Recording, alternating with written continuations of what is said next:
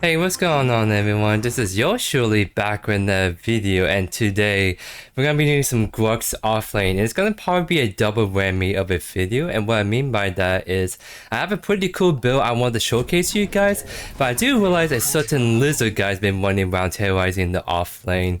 And so this is the kind of video I've been always been meaning to put out, and that's how exactly do you counter Zarus slash Lizard in the offlane? What kind of champion would it take to do that? And my answer today is actually gonna be Grux.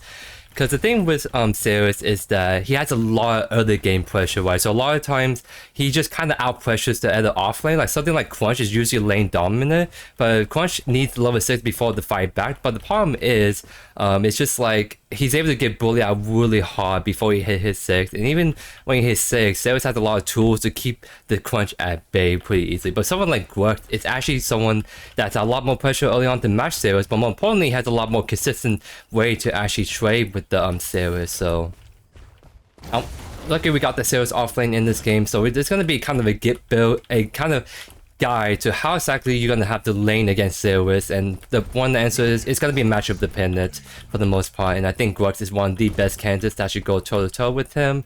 And so along with that, we're also gonna be doing a fun build that you guys probably have not seen yet, and that is gonna be a sustaining build using Nightfall, because I think Nightfall could be a decent item to try out on Grux for a more sustaining tanky build, but a lot of damage with more penetration stats. Alright, so onto the lane phase we go.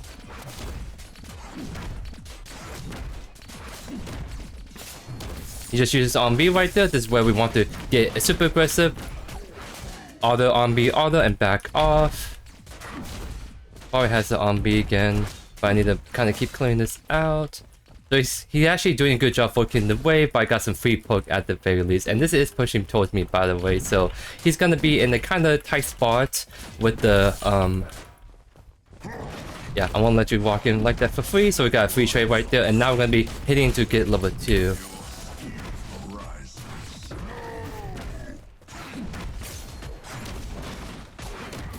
And there we go. He totally disrespect us a whole lot. And that's the thing, like, I think Lizard usually can W key people level 1, but not Grux. Grux is the ultimate W key warrior in the offlane, and we show who's the superior one at that. So that's kind of like the big thing. I think a lot of really good sales players try to W key you a lot in level 1, and that's what I do as well. The thing is, you can't do that against Grux, as you guys saw. Like, he just really just out kind of trades you in like the early laning phase. It's the big thing.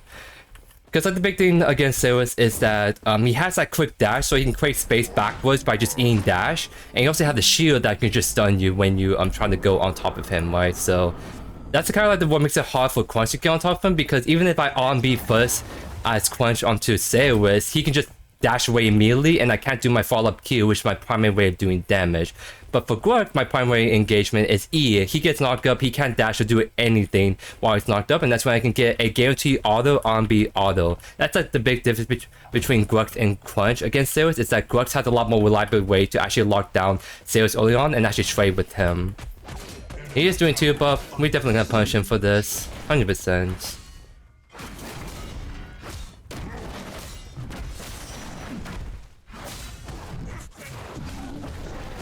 And there we go, we got that guarantee right there because we slay our CC correctly to be able to just like making sure we get the last hit. And of course, like you can't force heal, but that's not a matchup thing. That's like a just any kind of situation. You can't force heal buff if you have someone like a Grux going in and pressuring you like that, because he just annoy us while we just kept DPing him right there. It was a big issue that Zarus did right there.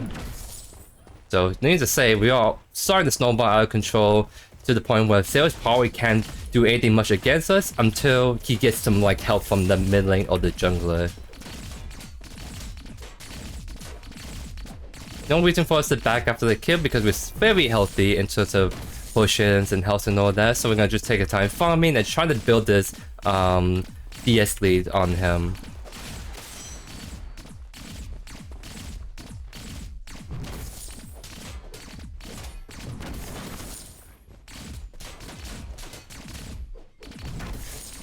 See how he's just kind of really scared to walk up? There's like nothing much he can do. All he can do is just keep using the long range on B like that. I actually caught him right there. That's huge. And there we go, never kill because he has no blink. That's a big thing is the Ash is the only way to create distance. Your Q will help you to take less damage along you're facing the enemy players, but it's not always a guaranteed escape, right? So the best way to escape is that's the way create distance. If they try to go on top of you, your best bet is to kind of like bring up your Q, try to take as much less damage as you can, get the stun off, create distance, and keep walking backwards. But I totally caught him in that dash, and that's another big thing is you can interrupt Zarus' dash while he's doing this. So something like a Grux E knockup or a Q pull that he has, Grux can actually just be able to like interrupt him pretty easily, I would say. And it also can go for other abilities, like I think a Quench in Power E can probably catch him in it, but I think Grux has a lot bigger hitbox radius to be able to actually interrupt him more consistently right there.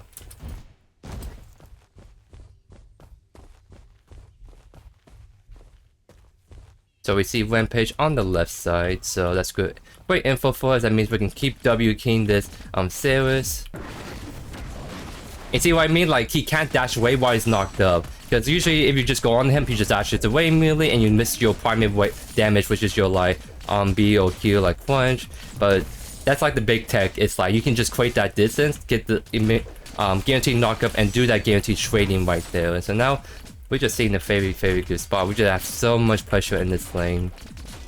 Another good thing what makes Grux really good against Zarus is Zarus wants to just fight people, right? But that's what Grux wants to do. Grux wants to fight as well, and he's probably the superior one for doing that because of his ultimate that we just unlocked right here.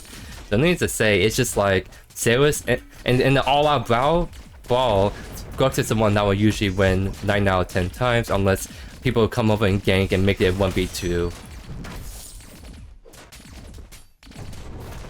See, like right here's a great example of Gideon trying to go in, right?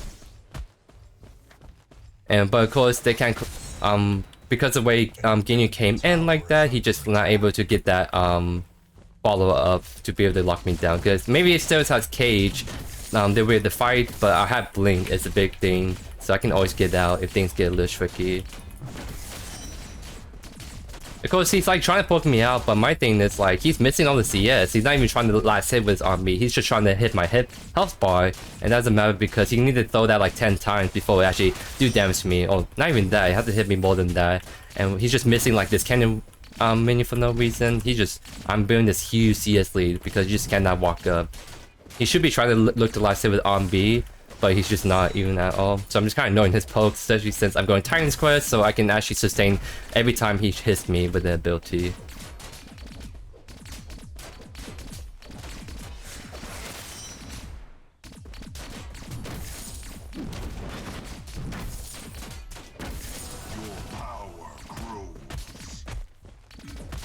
And right now I'm doing the classic, I'm just gonna keep freezing the wave.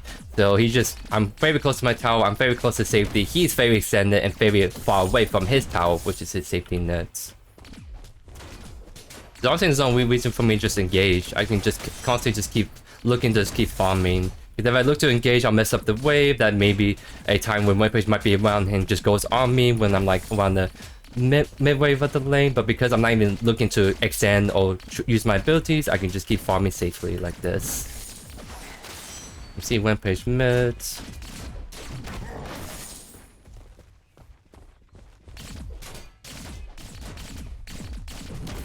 See if he's actually... Yeah, he's actually trying to stay outside my E range, which is smart, but that just means he's actually missing all the CS. Like, he's just not able to play the lane at all. Because we just got the 3 kills on him, got to the point where he can no longer do anything solo against us.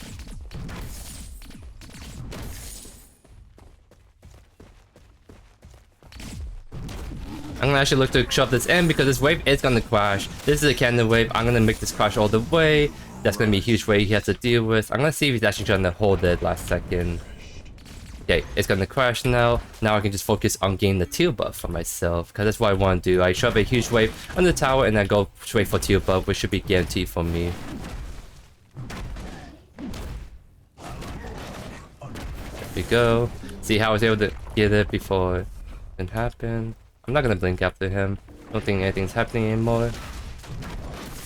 I'm just might as well shove this in. Maybe we can force something at mini prime. Because Gideon's backing, that lizard is honestly so weak, so we can take the 2v2 against if Rampage comes over. And with me and Crunch, we actually do a lot of DPS's main prime, so we can take it pretty fast even though it's 10 minutes into the game.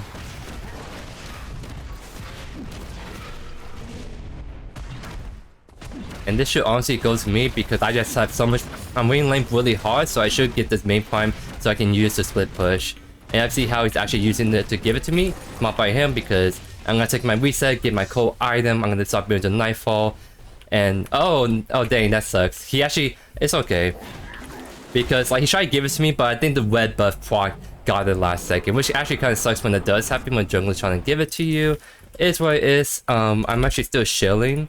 It's just I won't be able to like take that tower as fast as we ideally want to, but I mean Crunch is doing fine himself. Like he's not like behind or anything, so it's gonna get good usage out of that. And wherever he ganks, he's gonna have the mid prime. He can pressure mid, he can pressure left lane, or he ganks my lane, we can pressure and take down right lane ourselves.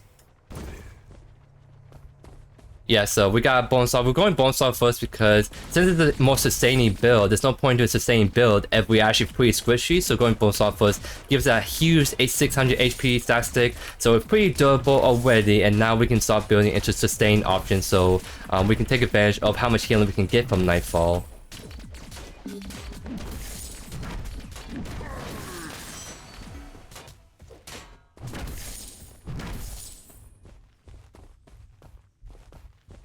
So I see a lot of people left. I'm assuming Rampage is around this, so I should be trying to just keep shoving this in because I want to try to whittle down this slowly but surely.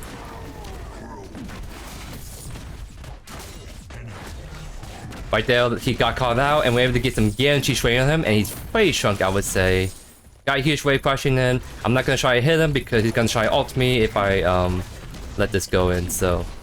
Because the kind of turnaround play is to try to go and ult someone who gets stuck on the tower while they're trying shooting at them. Oh, not able to get the range. She did a good smart thing backing off immediately, but that just means I got a T1 tower by myself. Very huge gold given to JoeYoursTruly. And now that that tower is knocked down, I have more prior to roam. So let's say looking at mid, I might roam to that. Actually, I'm gonna try to steal camps because Rampage is going left. He's probably gonna be away, so I might as well. Since I know he's on his red side, I can take these camps while worry about he's gonna contest me. He ain't trying to come over and help out, but in honesty, let's see. He doesn't have shooter braces, so I can actually knock him out his ultimate pretty easily. Listen, not even walking up to me, so don't have to worry about Gideon still hovering right there. We're actually gonna get Nightfall after we take this tier buff, so let's go grab that and start taking advantage of this like Nightfall tech that we want to try to do. Nice. So we're gonna go Nightfall second. I kind of, since we're doing a huge HP stat stick build, I want to try and build Overlord. But I kind of want to try. So here's the thing: Deathstalker got changed to well, any bonus physical penetration stats you get could convert to bonus physical attack speed. So what we can do is we can build Deathstalker somewhere around here and get a lot of attack speed from it. I'm gonna actually go help mid.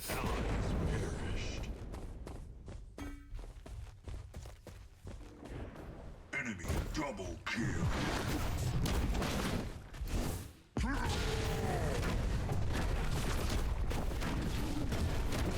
Yep, we were able to do that because we locked him down, and that was a very nice Gideon Q to finish off right there. I think I can maybe finish off, but maybe I have to blink out if I want to chase that in on the way. But because of that, we killed the mid laner, and I think me and Gideon can actually get the T1 tower right here. It's gonna be close, but okay, we'll have to wait for the next wave.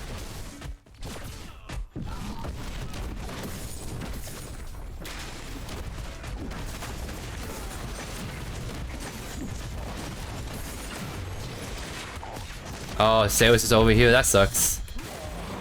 Kind of unfortunate the whole squad came over, but at least it didn't do Feint Twos because, I mean, I think they were hovering for Feint Twos. It's just they had to stop push mid was the big thing. Dude, they should try to help mid, but I think they should just attack left because it's just too late at this point. So, it's gonna be greedy, but I wouldn't want to get Deathstalker because I'm not building this the most optimally anyways. I'm just trying to show off some fun items, like the new item reworks. Like if I want to do this optimally, I'll probably do Overlord third, then Deathstalker first. But I want to try and build Deathstalker first because I'm ahead anyways. I can probably get away with doing this. And yeah, I think they're doing Feint Tools. Unless they're trying to get the Drongo. Either way, we're gonna hover because yeah, they're trying to get the Drongo. I'm gonna shove this in really quickly because this should be able to take down the T1 mid when this wave crashes in. Oh, that's a weird bop right there. They're not even like close to like doing Feint Tools because of the way they're positioning. There we go. Okay, now Gain's coming over.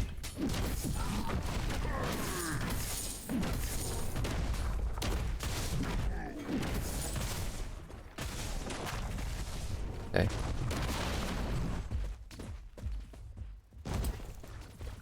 Yeah, they're trying to keep looking for picks, but like they're not actually trying to do objective, so that's actually good because as long as they don't start objective without us being around, they won't be able to do it for free. Is what I'm trying to say. I would just want them to go split push right, but I think they want to try to start something. I can at least keep farming mid because no one else is.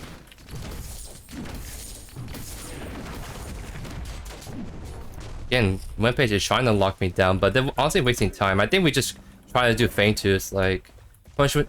Okay, so Crunch is starting it. I'm gonna have to hover right here. Okay. They're all coming through right there. They all commit pretty hard, so I have to do my zoning tactic right here, try and scale them off. I don't want to get CC locked down, so let's do this.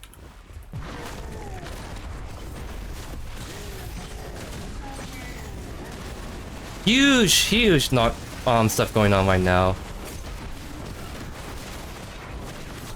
Oh my god. Did a cluster and a half. That was a huge cluster fight right there. I wasn't sure what's going on right there, but you see the power. I think we sustained really well when Nyr Warboots, even though it came on really late because I got CC and I think it canceled it. But also the Nightfall coming in clutch, along with the army fam of course from our base kit to be able to heal us back up, so we're not able to like die right then and there. So that's just huge. That is huge indeed. Honestly, that should have gone to the Drongo. Because he needs that mana, so he just needs to grab this one. Yeah, it's an orange buff. We should grab it. No, I don't want to do main farm. Like the whole team is back up. There's no reason for us to force it, especially when jungle's not around. So just say retreat. There's no reason to do it. I'm just gonna look to reset anyways to kind of spend all this lovely gold. Oh damn, I can. Let's go grab 2 buff really quickly. I want to try and farm my west side jungle because if I can get some camps, I'll have enough to get Deathstalker on my next back, and that's my goal. So I have to take this 5 camp for my crunch, but that's just only so I can hit my next power spike item. So I hope he understands what I'm trying to do.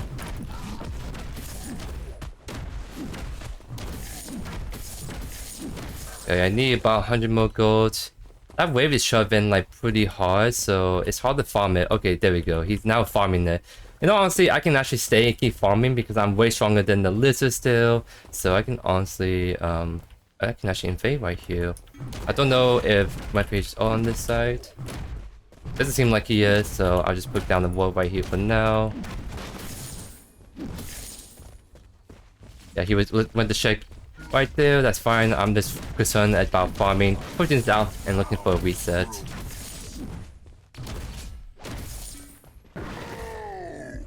Nice. Yep, let's get Deathstalker, and now we're gonna go Overlord because since we're doing a lot of HP, might as well get bonus physical power off of that.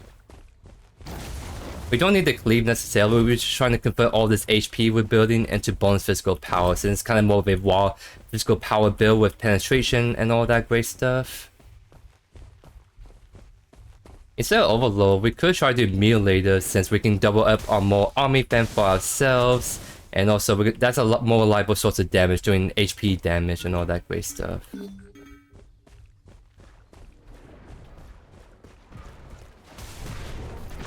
Does it have anything? No, it doesn't.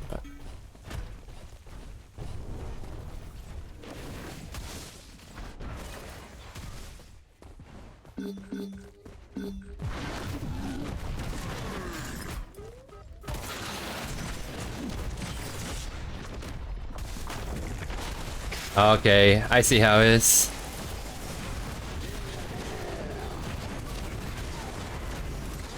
What am I hitting? All I know is I merely saved my butt right th- Wait. If I was in the bad position, I could have knocked him up immediately.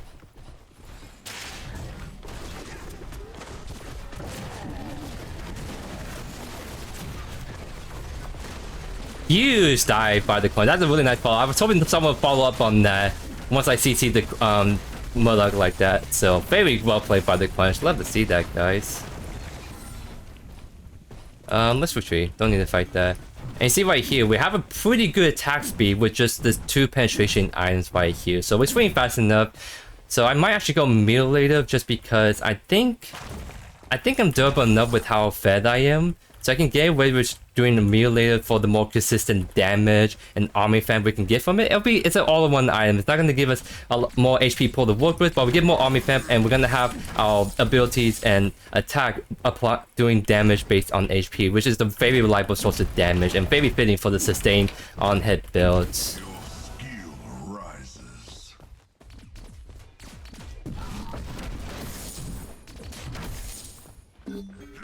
Okay, that was a little jump scare and a half. Alright, let's just start going.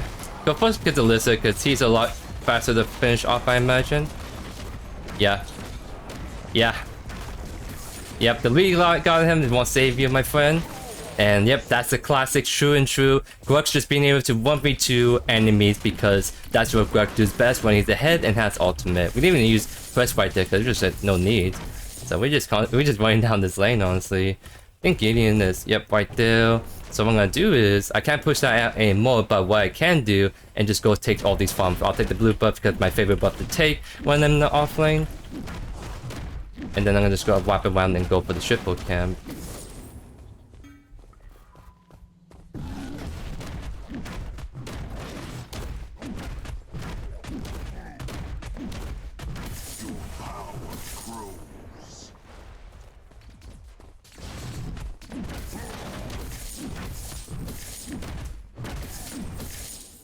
Take a reset right here because I think my team wants to go for Feint 2s on my way. I'll be a little late, but at least I'm going to be really strong right here in just a sec. So, Mutilator, let's get the Army Vamp item and start building into this.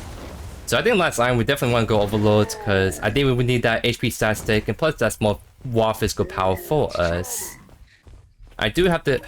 Okay, I can't catch the wave because they're all trying to look to force an engagement right here. So I do have to like actually start to hover everything.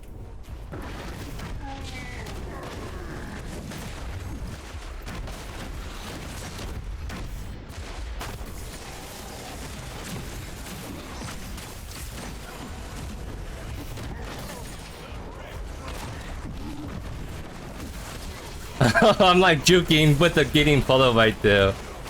Oh my goodness. Yeah. And that was actually just really funny because like because of that Gideon polo, it opens up a way to juke. So they're all jumping me and then we take the polo like this and we just able to clean up right there. Wow, wow guys. This is wild. Dang, if we have the wave, we could actually go on the inhibitor, but maybe we have enough time. I think we have enough time, just gotta wait for the wave to slowly but surely come in. It's just only the Murloc. You can't, it's not necessarily the best wave clear, but if you try to walk up and clear the wave, we just go on them pretty hard, I imagine. So let me grab all this, clear that instantly, and now we're gonna focus this.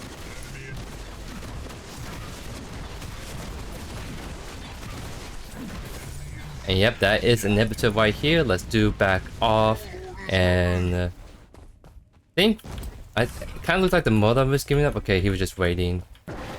So it looks like the game might still go on for a fat minute, which we'd love to see.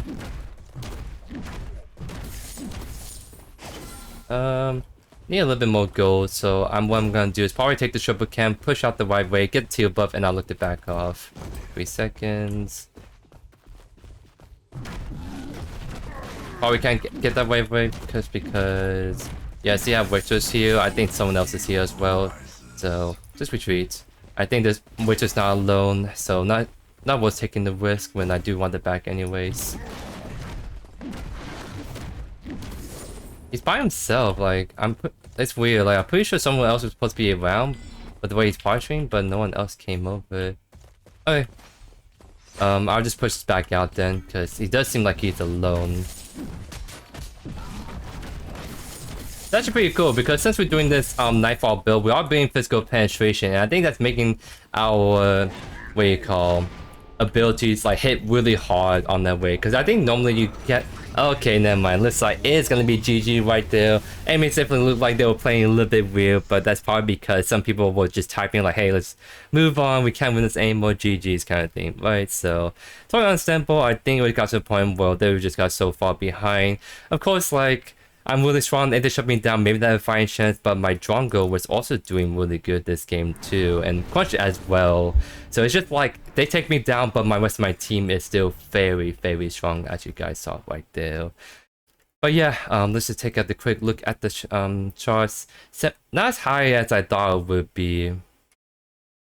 Especially since usually Grux will have a bit more healing, but I guess it's just the fact that we're just actually killing people pretty fast before our army fam stays on long, so we're not getting much healing from that. That's kind of like the big thing I noticed with Nightfall, is that Nightfall, I don't think it's a strong sustained items at second. I think if you want to do Nightfall, you build that third. Like if you're doing ADC, Terminus first makes sense because you actually get a lot of bang for your buck for lifesteal, but Nightfall first doesn't give you that same oomph healing, and I think that's part because of how it works, was based on the ability damage and how like the kind of stats on that, right? So it comes online as a third, fourth, fifth item when your abilities and we're doing a lot of damage and all that great stuff. So like it's just, I kind of build second because I do want to show that off item earlier in the build so we can kind of see how it feels in practice in terms of like damage and all that. It definitely feels really good. Obviously, it was a pretty easy laning phase. Not necessarily because the Zarus was a little inexperienced, but also it's just like, this is a very, very favorable matchup for us. Like, as I was talking through it, it's just like there's nothing much the Zarus can do once I get on top, because every time I land my E, I'm guaranteed to get a trade of a auto attack on B auto attack. That applies a lot of bleed, that's a lot of damage up front, and so it's just like Zarus just have no way to really dodge that well. The only thing he can do is stay outside my E range, but when he does that, that just means that he can't farm the wave, right? Because I think Zarus is just a huge bully in lane. It's really hard to get on top of him. Like if I were to crunch, like if I try on B on Zarus first, Zarus has more than enough time to immediately E dash away, create distance, and I don't let my Q ability on him. But because there's a knockup, he is unable to take action, I can get a guaranteed trade off. It's a big thing. So it's just like, I think it's a very matchup thing going on with Zarus. I think Zarus actually has very favorable matchups for the most part across the Predecessor roster, except for some heroes. I think Grux is one of the best bruisers to go against Zarus. If you're looking for more assassin-y, Shinbi is usually actually pretty good. I think Callus may actually be good against him, because the thing with Zarus is looking to poke you out of lane, but if you go Countless and Max Ombi first, then you can just keep sustaining back up and eventually outscale him.